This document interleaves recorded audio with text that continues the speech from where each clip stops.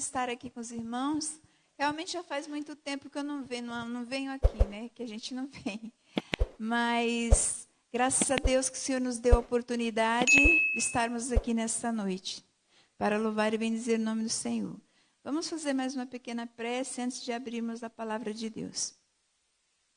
Querido Deus, santo e bom Pai que estás nos céus, nesse instante, Senhor, queremos entregar este culto nas tuas mãos mais uma vez e suplicar a Ti a presença do Teu Santo Espírito falando aos nossos corações. Ó Deus, venha ungir a Tua serva, em nome de Jesus. Amém. Deixa eu vir aqui. O púlpito aqui é um pouco diferente de lá, né? O nosso é mais assim, inclinado, né? Então, mas tudo bem. Irmãos, como eu enxergo bem pouco, né? Eu vou precisar de alguém para me ajudar na leitura, tá bom? Se alguém puder estar me ajudando na leitura, eu agradeço muito, tá? Bom, nós vamos falar hoje um pouquinho sobre a eleição, né? Nós fomos chamados por Deus e Ele, em algum momento, Ele nos elege, né? Ele nos elege. E agora, antes de entrar nesse assunto da eleição, no sentido espiritual, nós vamos tratar do assunto da eleição no sentido humano. Como é que se procede no processo eleitoral? Geralmente, em alguns países, são 2 candidatos, né? No Brasil, são vários candidatos, mas destaca-se apenas 2. E para chegar a se candidatar, todo o processo eleitoral, né, a gente sabe que eles fazem campanhas. Tem a pré-campanha e tem a campanha onde eles colocam ali os seus objetivos, as suas metas a ser alcançadas, e eles fazem também promessas, né? Muitas promessas são feitas e ali então o candidato a pessoa vai ver se realmente o candidato ele é ou não capaz de ser elegido, né, pelas pessoas. E assim se faz o processo. Promessas, promessas e promessas. E no sentido espiritual, como seria isso?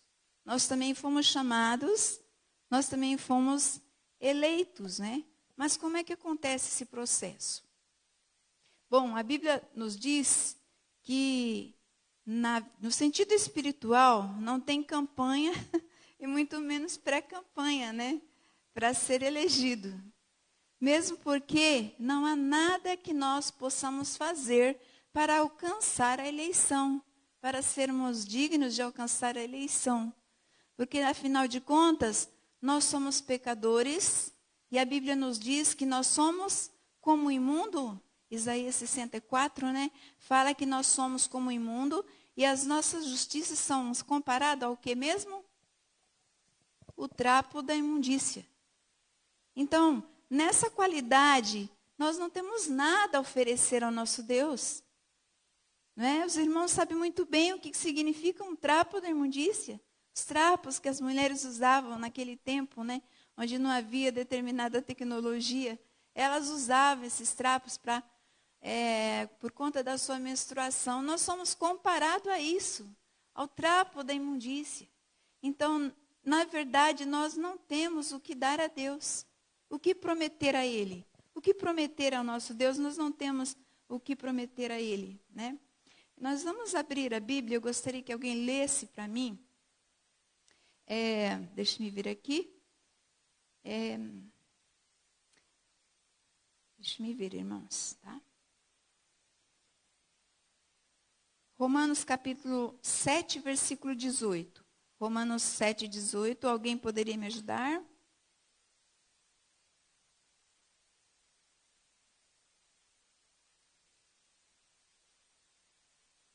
A chapa de ler, tá?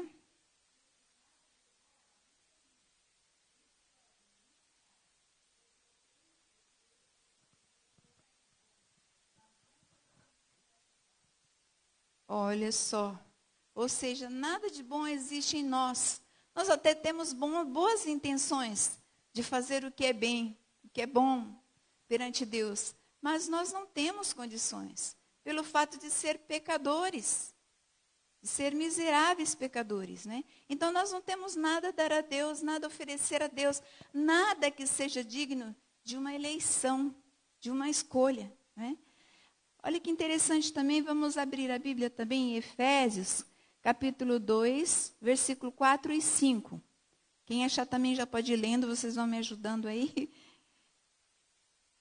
Efésios 2, 4 e 5.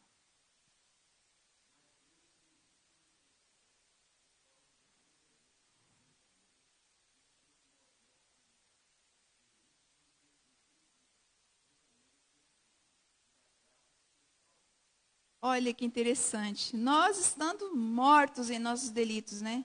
Nós estávamos mortos em nossos delitos, não temos nada a oferecer, nada a dar para Deus. Então Ele vem e pela sua graça, sua misericórdia, Ele nos oferece gratuitamente a eleição. Ou seja, Deus toma a iniciativa, Deus vai à procura do pecador, impenitente, né? Ele vai à procura do pecador e ele oferece a sua graça, a sua misericórdia para o pecador. Vamos ver também aqui Efésios 1, 4 e 5.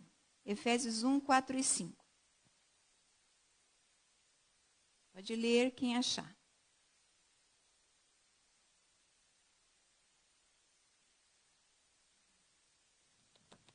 Como também nos elegeu nele antes da fundação do mundo, para que fôssemos santos e irrepreensíveis diante dele em amor. Verso 5. E nos predestinou para filhos de adoção por Jesus Cristo, para si mesmo, segundo o beneplácito de sua vontade. Olha só, aqui tem uma palavra interessante, fala que ele nos elegeu e ele também nos predestinou. Olha que interessante, né? Paulo fala aqui que Deus, ele nos predestinou. E isso antes da fundação do mundo, nós somos predestinados para ser eleitos. Predestinados para ser salvo, né? Aí a gente fala, nossa, a Bíblia fala de predestinação. Realmente a Bíblia fala de predestinação. Mas não segundo o conselho Calvino, né? Nós sabemos que João Calvino, ele foi um teólogo francês, né?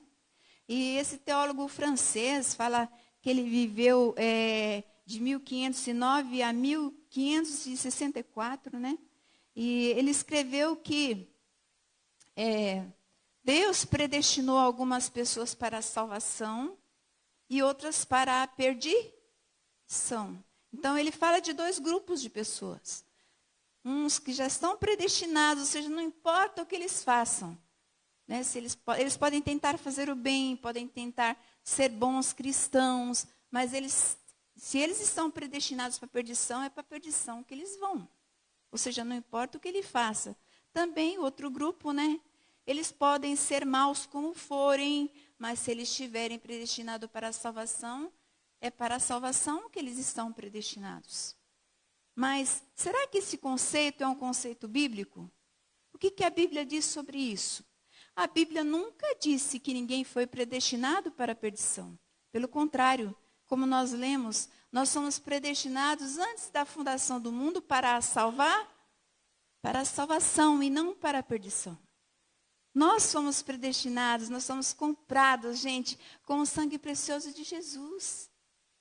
Embora nós não mereçamos nada, nós não somos nada, Cristo nos predestinou, Cristo nos amou, Ele nos comprou com o seu sangue precioso. Que coisa maravilhosa sabermos disso, né? Sabemos que nós temos valor.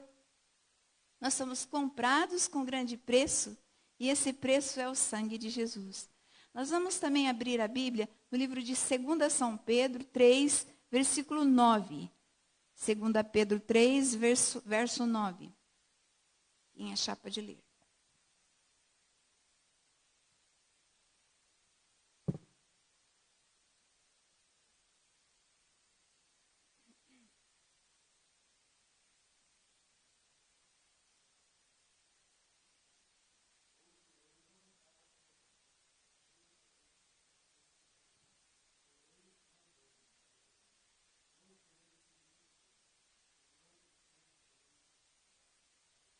Olha só que lindo, né? Falei que o Senhor, Ele não retarda a sua promessa. Que promessa? A promessa da sua vinda. Ele não retarda a sua promessa, mas antes ele é o quê? Longâmino para conosco. Ele tem paciência, ele tem um longo ânimo para conosco, porque ele não deseja que nenhum de nós se perca, que ninguém neste mundo se perca, mas antes que todos cheguem ao arrependimento. Ou seja, todos, sem exceção de ninguém, todos têm a oportunidade de ser elegidos. Todos têm a oportunidade da salvação. Porém, todos aceitam, é isso? Todos abraçam a salvação? Todos abraçam a eleição? Não, infelizmente nem todos. A Bíblia fala que muitos são chamados, mas poucos escolhidos. Ou seja, Deus chama todos, Ele tem paciência, Ele espera, Ele é longâmino. Mas nem todos querem ser salvos, nem todos querem ser elegidos, nem todos querem a vida eterna, nem todos querem o céu. É como se fosse um grande coral, né? Ali tem um grande coral, né, dizendo, aceita-se inscrição para se cantar no coral. E muitas pessoas se candidatam ali e aquele grupo é formado. Eles aceitaram o convite, eles foram, eles se inscreveram e agora eles fazem parte daquele grande coro. Então eles foram escolhidos, porque eles aceitaram o quê? O convite. Foi lançado um convite, uma oportunidade, eles abraçaram, eles escolheram. Então eles foram aceitos, eles foram eleitos e eles então tomaram posse daquela eleição, porque eles aceitaram. E nós estamos aqui justamente por isso. Um dia nós recebemos o convite do Senhor. Um dia Jesus tocou em nosso coração. O Espírito Santo falou alto a nosso coração. E nós aceitamos o convite e nós estamos aqui como chamados por Jesus e eleitos de Deus. Amém por isso, né? Todos nós somos eleitos, comprados pelo sangue precioso de Jesus. Que graça maravilhosa, né? É essa graça de Jesus. Nós vamos também abrir a nossa Bíblia lá no livro de Filipenses, no capítulo 4, no versículo 7. Filipenses 4, 7.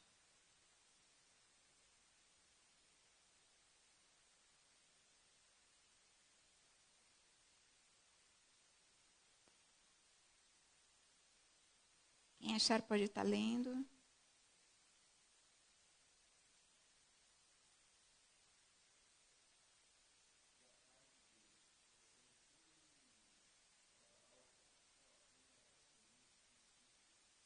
Olha só, que bênção, né?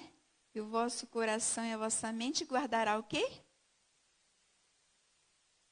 O quê, irmãos? O vosso coração. Olha só, nós recebemos muitas bênçãos de Deus, não é verdade? Deus é maravilhoso, Ele nos abençoa com muitas bênçãos. E o homem realmente, ele é tão abençoado que ele consegue fazer muitas coisas, não é verdade? O homem consegue, pelas suas próprias forças, pelo seu trabalho, às vezes enriquecer, possuir grandes bens, fama, prestígio, consegue chegar a um bom patamar financeiro. O homem consegue muitas coisas. Mas apesar do homem conseguir tantas coisas, ele não é capaz de conseguir sozinho a salvação, né? Ele consegue muitas coisas, mas ele não consegue a salvação.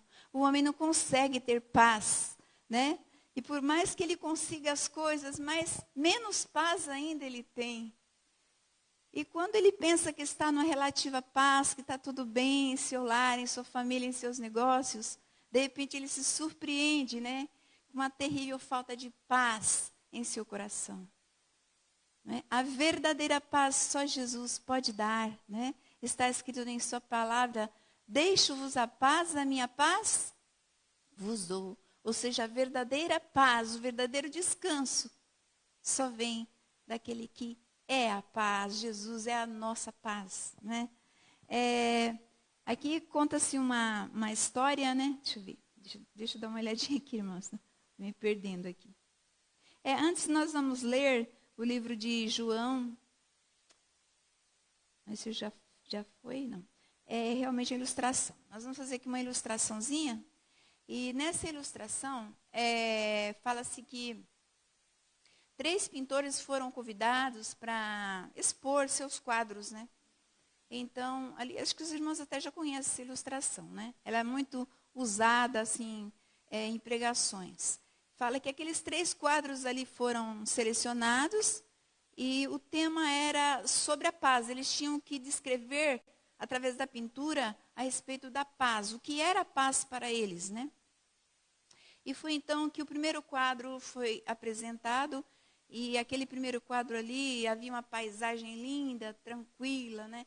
Havia gado, havia pássaros voando, aquela pastagem bonita, aquele riacho bonito, assim, aquela aguinha fresca correndo, né, pelo riacho. Então, todos acharam, acho que vai ser esse que vai ser o vencedor. Apresentaram-se, então, o segundo quadro, onde havia muitas nuvens ali no céu, aquele céu bonito, cheio de nuvens. E havia pássaros voando pelo céu, né? Pareciam tocar as nuvens aqueles pássaros. E era um quadro muito bonito, forte candidato também para representar a paz, né? Mas o terceiro quadro era um quadro bem diferente. Era um quadro onde havia nuvens escuras, tempestades, trovões, né? E também um mar muito agitado, onde a água batia nas pedras e voltava e açoitava as rochas ali, aqueles trovões, aquele quadro terrível, né? E aquelas pessoas que estavam ali, os próprios apresentadores dos quadros, donos dos quadros, ficaram assim abismados, né? Porque o juiz determinou que aquele quadro seria o vencedor. E eles então pensaram, mas como assim? Como é que esse quadro pode ser o vencedor com uma pintura terrível como essa? Não é possível ser um vencedor esse quadro. E foi então que o juiz falou para eles assim, olha, você não percebeu, mas existe um detalhe ali naquele quadro. Olha, que você vai perceber o detalhe. Esse detalhe diz tudo sobre a paz. E quando eles olharam fixamente, eles descobriram que ali no cantinho da rocha havia uma pequena fenda, onde havia uma mãe passarinho ali, cuidando de seus filhotinhos. Em pleno terror daquele quadro, havia ali, naquele cantinho, aqueles filhotinhos ali, e a mamãe passarinho. É isso que acontece, irmãos queridos, na nossa vida também, né?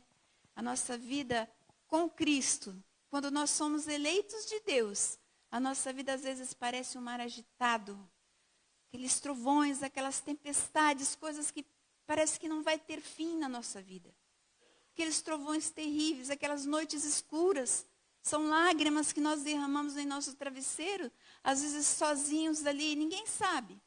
Mas você está ali sozinho, chorando, você está triste, você está sufocado com tanto problema, tanta angústia, que você pensa, meu Deus, até quando vai tudo isso? Às vezes eu sinto que eu não vou aguentar, eu não vou suportar. Isso é grande demais para mim, não é? É aquele mar agitado, aquelas barreiras terríveis, intransponíveis que Satanás coloca em nossa vida. E eu pergunto, e você pergunta, meu Deus, como fazer? Como vencer? E Jesus então nos responde, né? Dizendo, eu sou a paz. A minha paz vos dou.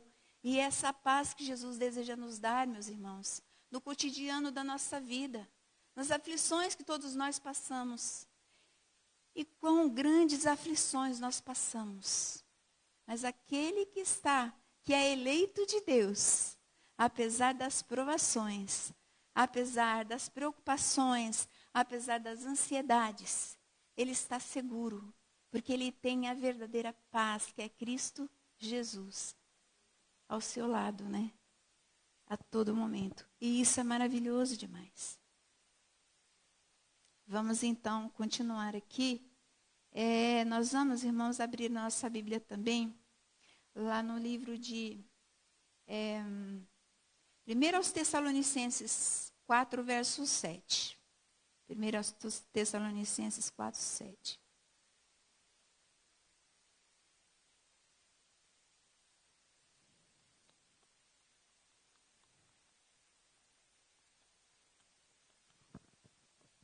Primeiro aos Coríntios 4, 7. Quem achar pode ler. Porque Deus... 1 Coríntios, não, 1 aos Tessalonicenses. Porque não nos chamou Deus para a imundícia, mas para a santificação. Olha só, porque Deus não nos chamou para a imundícia, mas para a santificação. Então, isso aqui, meus irmãos, na verdade, é o propósito do nosso chamado. Deus, Ele nos chamou, Ele nos elegeu. Nós estávamos ainda mortos em nossos pecados, em nossos delitos, sozinhos no mundo, sem Deus. Ele vai, Ele nos atrai, Ele nos traz, Ele nos consola, Ele nos ama, Ele nos elege.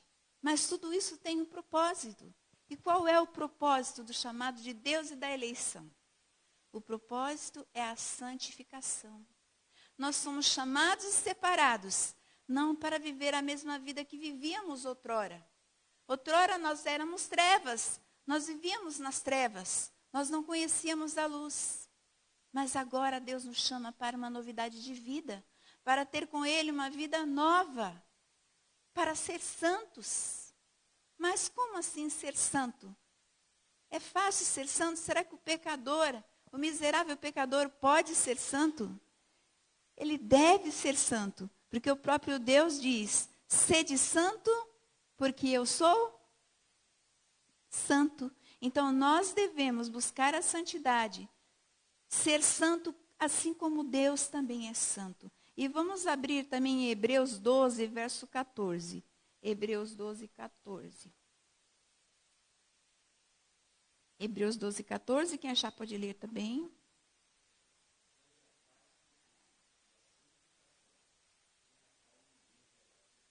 Olha só, segui a paz com todos e a santificação, sem a qual ninguém verá o Senhor. Irmãos, isso é muito grave. Isso é muito grave. Sem a santificação nós não veremos a Deus. E o nosso maior anseio, o nosso maior desejo é ver Jesus. Mas se não nos santificarmos, nós não veremos a Deus. Nós estamos perdendo tempo aqui na igreja. Estamos esquentando o banco à toa. Porque nós não veremos a Deus se nós não estivermos em santificação. Nós precisamos estar em santificação. Né? E aqui fala que a palavra santo, né, ela é uma palavra grega, né? É hagios, essa palavra. Uma palavra grega que quer dizer fundamentalmente separado ou separado para um fim santo.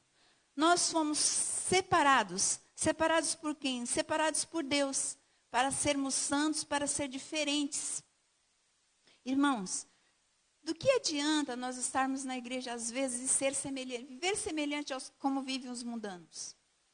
E o que a gente mais está vendo hoje na igreja, irmãos, são pessoas que se dizem cristãs. Sábado, domingo, quarta-feira, estão na igreja bonitinhos, gravata, terno, sainha comprida, bonitinhos, né? E muitas vezes, na semana ou nos seus ambientes de trabalho, eles não são aquilo que eles dizem que são na igreja. E são pretensos cristãos, pretenso povo de Deus. Isso é triste demais. Isso é tão triste, porque isso, agindo dessa maneira, nós estamos pegando a imagem de Cristo e colocando uma imagem como sentido negativo. Ah, se ser cristão é isso, o mundo pensa. Se ser cristão é isso, longe de mim ser cristão. Olha como essa pessoa age, olha a maneira como ela fala, olha o jeito como essa pessoa se veste, olha a maneira como essa pessoa anda. Então, para viver como eleitos de Deus, nós devemos ponderar o nosso viver, tanto dentro da igreja quanto em nosso lar, em todos os lugares. Nós devemos mostrar santidade, pureza de caráter, pureza de propósito, pureza de coração. Não é? Do contrário, nós não veremos a Deus. Não é? A palavra de Deus ela é muito clara. Se nós não buscarmos a santidade, nós não podemos de maneira nenhuma ver a Deus. Acontece o seguinte, meus irmãos, o homem, ele é por natureza o homem, ele é natural, né? Ele busca as coisas natural, as coisas do homem natural, ou seja, as coisas do coração, aquilo que faz bem para a sua alma, aquilo que o deixa feliz, né? Sempre o desejo do coração natural, fazer aquilo que agrada ao seu próprio coração, tudo aquilo que o mundo faz. Ou seja, o homem natural, ele cogita das coisas da carne, das coisas que satisfaz, né? Mas o homem espiritual, diferentemente, ele busca das coisas do espírito, das coisas que preenchem o seu espírito, que o eleva para perto de Deus, das coisas que vêm do alto. O prazer do homem espiritual é elevar seus pensamentos até a Deus e buscar e se alimentar das coisas que vêm do alto. Ao passo que o homem carnal, totalmente oposto, né? Ele fica feliz, ele se contenta, ele se sente realizado quando ele faz a sua própria vontade. Mas nós, meus irmãos, nós somos chamados para um propósito santo. Nós não devemos imitar o mundo, nem andar como o mundo anda. Nós não devemos vestir como o mundo veste. Às vezes a gente acha bonito, né? A moda, a gente às vezes abre lá o celular, vê aquelas roupas bonitas da moda. Você acha bonito daquilo, é bonito para eles lá, é bonito realmente. Mas para nós, como mulheres cristãs, nós devemos ser diferentes. Não usar o que as mulheres do mundo usam, os homens também. Não é? Hoje em dia a moda atingir homens como mulheres também, homens e mulheres. Então a gente vê muitos homens da igreja também se vestindo de maneira inadequada para um cristão. Não é? Então isso é viver segundo a carne, viver segundo o mundo, viver segundo o príncipe deste mundo. Né? E Deus não nos chamou para isso. Ou seja, Deus não nos chamou para voltar a viver aquela velha vida que nós vivíamos no passado, mas viver em novidades de vida ao lado dele. Nós vamos então aqui ler mais um texto, Efésios 1, verso 4. Efésios 1, 4.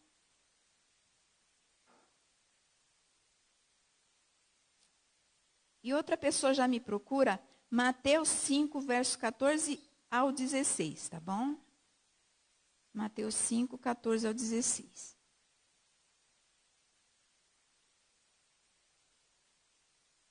Pode ler, quem achou?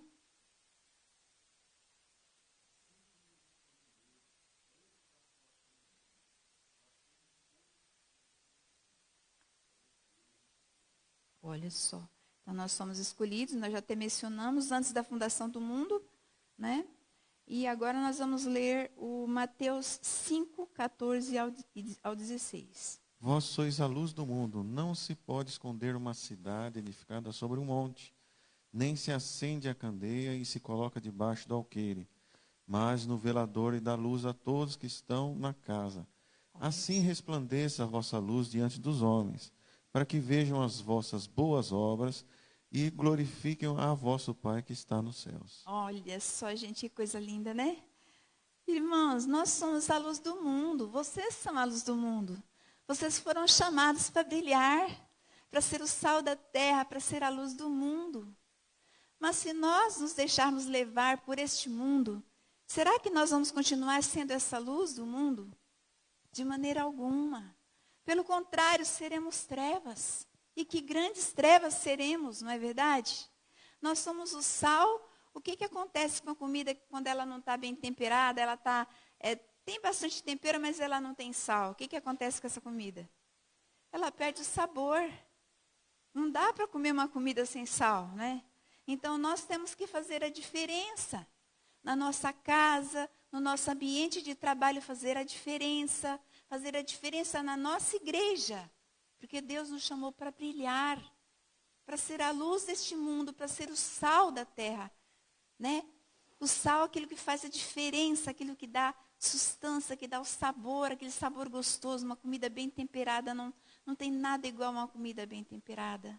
E não tem nada igual à vida de um cristão temperante, né? Um cristão que ama e teme ao Senhor, que ama e teme, né? Ao Deus Todo-Poderoso e ama também o seu próximo como ama a si mesmo. Não há nada mais bonito do que isso. Então nós somos chamados para fazer a diferença, para ser o sal e para ser também a luz do mundo, né? Então vamos adiante. Deixa eu vir aqui, irmãos. Como eu falei para os irmãos, eu tenho um probleminha de vista. Então, um problemão, né? Que eu tenho 21 graus em uma vista e 24 graus na outra vista. Então, é um problemão. Eu uso lente de contato, né? Mas a lente de contato, ela não me resolve o problema. Eu tenho que usar um óculosinho por cima dessa lente e o meu óculos quebrou a perna. Então, eu falei, ixi, agora vai ser complicado lá, mas Deus é maior, né? Vamos então agora, irmãos, continuar aqui. Vamos ler. Deixa eu só me ver aqui. Vamos só ter um pouquinho de paciência que a gente chega lá.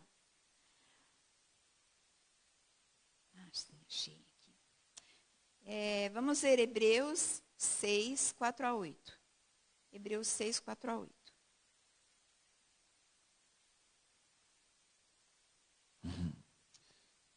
Porque é impossível que os que já uma vez foram iluminados e provaram o dom celestial e se tornaram participantes do Espírito Santo e provaram a boa palavra de Deus e as virtudes do século futuro e recaíram, sejam outra vez renovados para arrependimento.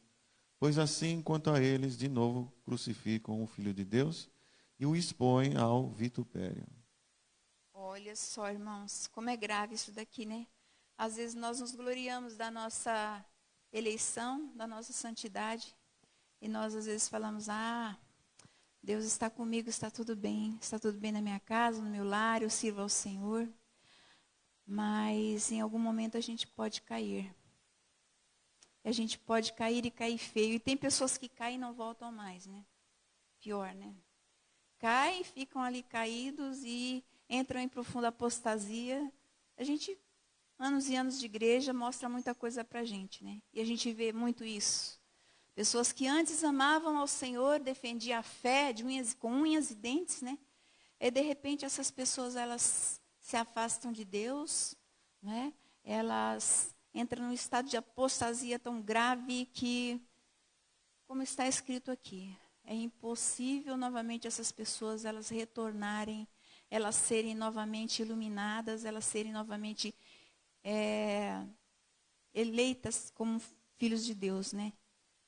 É quase impossível, não porque Deus não quer, porque o que mais Deus deseja, o que mais Ele quer é que o filho volte ao lar, o filho perdido volte ao lar. O maior desejo de Deus é esse. Mas a pessoa, ela entra-se num processo de entorpecimento tão grande que elas não conseguem mais voltar. Né? E o pior é quando muitas delas até passam a perseguir a própria igreja. Né? Isso deixa a gente muito triste. Então, nós não podemos também, por outro lado, nos vangloriar na nossa santidade. Nós precisamos sim ser santos, mas que seja algo equilibrado, não para julgar os outros, ou achar que somos melhores do que as outras pessoas, porque não somos. Todos nós somos miseráveis, pecadores e susceptíveis a cair a qualquer momento. Não é? A nossa santidade deve ser unicamente para a honra e glória de Deus. E não para a nossa glória, ou para nós nos colocarmos num pedestal, para dizermos que somos melhores do que os outros, porque nós não somos melhores do que ninguém. Nós vamos ver também agora, Hebreus já foi, né? 1 Coríntios 9, verso 27. 1 Coríntios 9, 27. Quem achar pode ler também, 1 Coríntios 9, 27.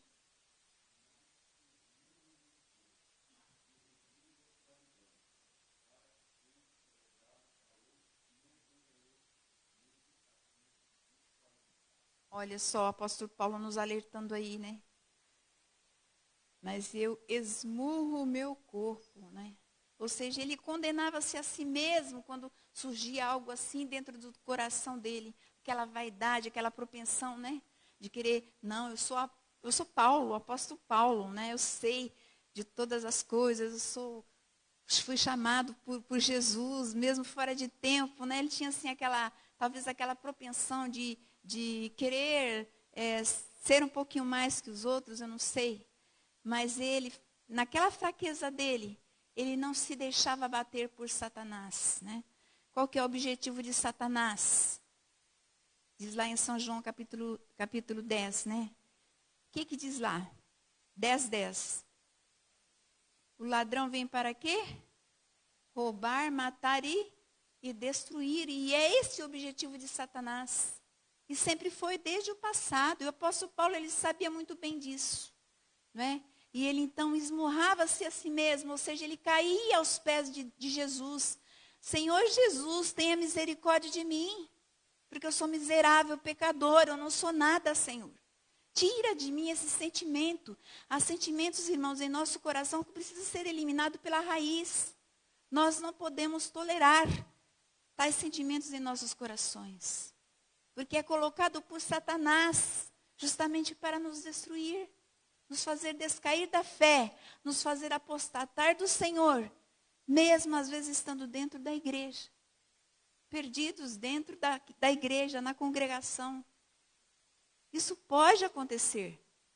Isso pode acontecer, a menos que nós estejamos firmes, orando, vigiando, buscando a Deus, suplicando a Ele misericórdia. Senhor, não deixe eu descair da minha confiança, da minha eleição, pois eu fui chamado, fui elegido, fui lavado pelo teu sangue. Eu pertenço a ti, nós pertencemos a Deus. E nós não podemos permitir jamais, meus amados, que nada, nem ninguém neste mundo venha nos fazer descair da nossa confiança, da nossa firmeza, do nosso caráter firme no Senhor. Né? Nada nesse mundo, nós podemos deixar que nada nesse mundo venha nos afastar de Deus e nos fazer perder o galardão, a vida eterna e a eleição. Mas aí tem uma pergunta, mas Adelaide, como é que isso é possível? Vivendo no mundo como nós vivemos. O mundo que nós vivemos é um mundo tenebroso, né? Tem tentação ali para todo mundo. Para pastor, né? Quantos pastores a gente vê que infelizmente têm dado ouvido à voz de Satanás. Tem também ali cilada para ancião de igreja. Tem cilada para o irmão que está sentadinho no banco ali, né?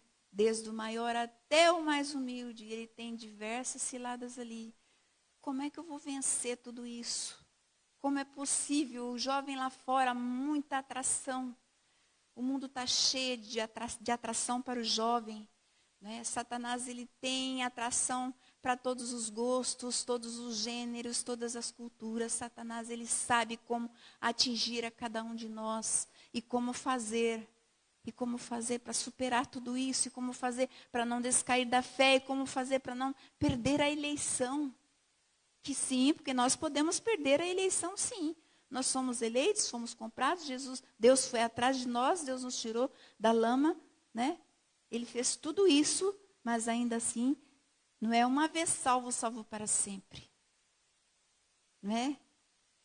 Antes fosse uma vez salvo, salvo para sempre, que nem em muitas igrejas por aí prega. Mas não é isso, irmãos. Não é uma vez salvo, salvo para sempre. A salvação, ela possui degraus.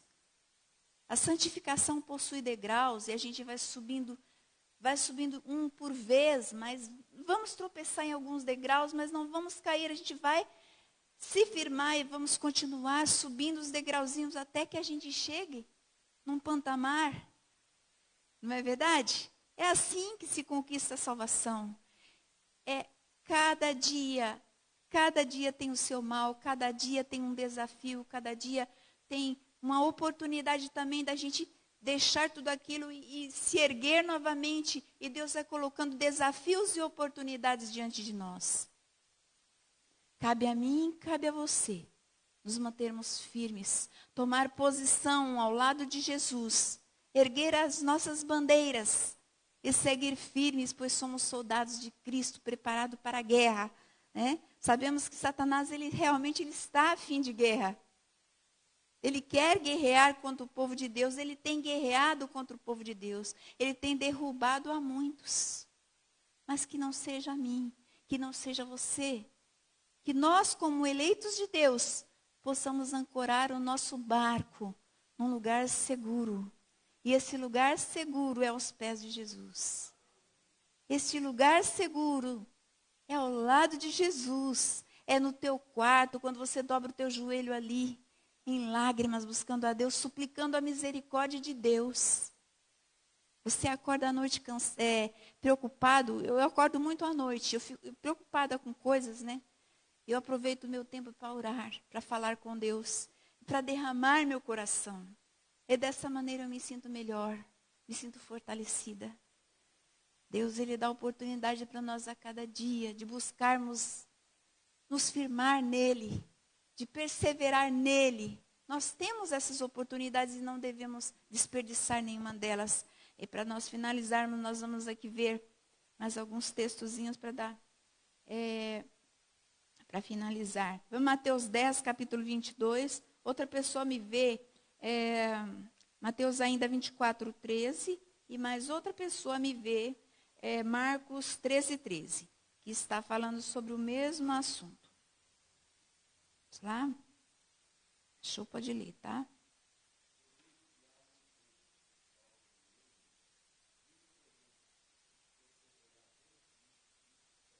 Olha só.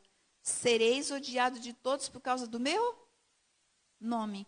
Mas aquele que perseverar firme até o fim, esse será salvo. Nós seremos odiados. Satanás, ele não está feliz porque vocês estão aqui. Jamais, ele não está feliz. Né? Tem pessoas que são odiadas literalmente. Tem uma senhora lá na minha igreja que ela teve que sair da igreja por causa dos parentes. Começaram uma perseguição tão grande contra ela. Né? Ela era de uma igreja da Assembleia de Deus. Primeiro ela era da Assembleia, depois ela foi para Pentecostal, depois ela conheceu o Adventismo e se apaixonou pelo sábado, né, e começou a frequentar a nossa igreja.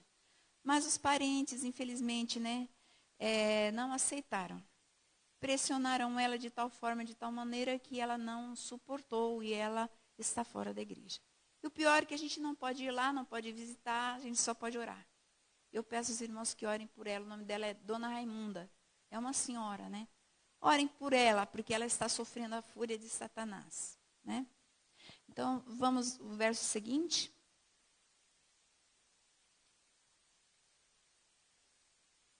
Pode ler quem achou?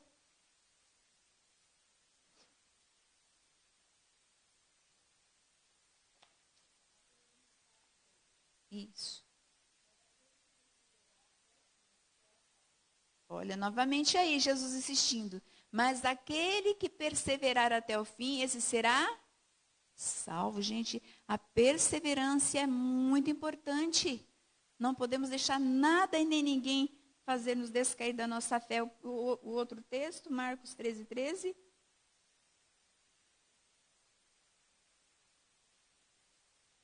Marcos 13, 13.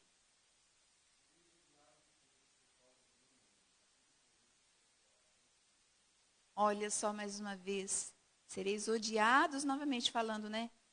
Sereis odiados por causa do meu nome.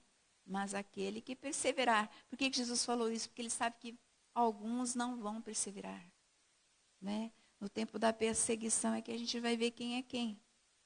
Quando formos encostados lá na parede, eu fico pensando assim, gente, por tão pouquinha coisa as pessoas saem da igreja e negam a Jesus. Imagine quando vier a perseguição, né? Como será isso?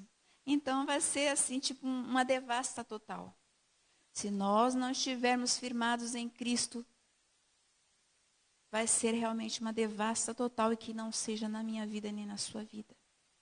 Mas o importante, meus amados, é que nós estamos aqui. Nós somos eleitos por Deus. Nós somos chamados por Jesus para ser santos. Nós somos chamados para apresentar o Evangelho para aqueles que estão lá fora ainda perdidos, que não pertencem ao povo de Deus e nem conhecem a salvação. Eles não têm a certeza que nós temos da salvação. Eu tenho a certeza que estou salva. Quantos aqui nessa noite têm a certeza da salvação? Amém. E para você que não tem ainda a certeza da salvação, nós vamos ler o último verso dessa noite, que se encontra lá no livro de Romanos, capítulo 8, versículo 31 e 32. Romanos 8, 31 e 32, que é o nosso último texto dessa noite. Que diremos, pois, a estas coisas? Se Deus é por nós, quem será contra nós? Amém, né? Que diremos, pois, a respeito dessas coisas, tudo isso que nós discutimos e muito mais que existe na vida de cada um de vocês aí, o que vocês dirão, o que nós diremos a respeito dessas coisas? Se Deus é por nós, quem será contra nós? Será que alguém pode contra aquele que está com Deus? Não, de modo algum. Se Deus está conosco, maior é o que está ao nosso lado, não é? Do que os que estão ao lado deles lá.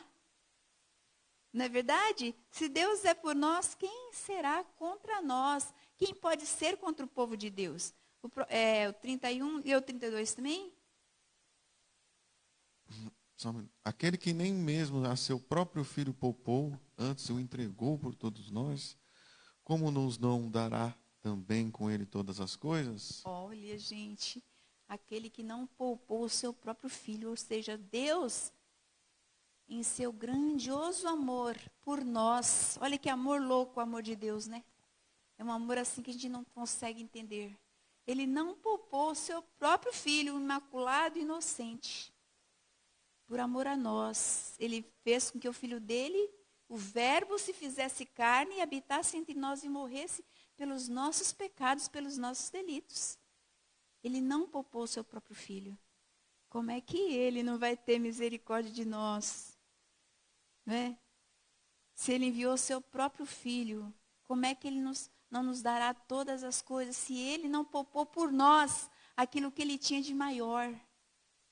Seu filho Jesus. Seu filho Jesus. Irmãos, como é maravilhoso saber que Jesus, ele aceitou o sacrifício e ele veio aqui na terra dar a vida por mim e por você. E é por causa desse sacrifício de Jesus que nós estamos aqui. E é por causa das promessas de Jesus que nós estamos aqui. E qual que é a maior promessa de Jesus que te atrai a estar aqui nessa noite? Qual que é a maior esperança de todo cristão adventista do sétimo dia? A breve vinda do Senhor. Ele prometeu que voltará para nos buscar. E nós estamos vendo pelos sinais que esse dia se aproxima mais e mais. Os sinais estão dizendo que Jesus em breve voltará. E a pergunta é, como é que nós estamos com o nosso Deus? Será que nós estamos vivendo como as pessoas comuns vivem neste mundo? Ou será que nós estamos vivendo como eleitos de Deus, escolhidos por Deus para herdar o céu e a vida eterna? Que eu e você possamos estar entre os eleitos de Deus, aqueles que estão se preparando, lutando para obter as promessas que já estão garantidas, que Jesus prometeu e garantiu para mim e para você. Que Deus te abençoe grandemente, meu irmão e minha irmã, e que você tenha uma semana vitoriosa em nome do Senhor Jesus. Amém. Deus abençoe a todos.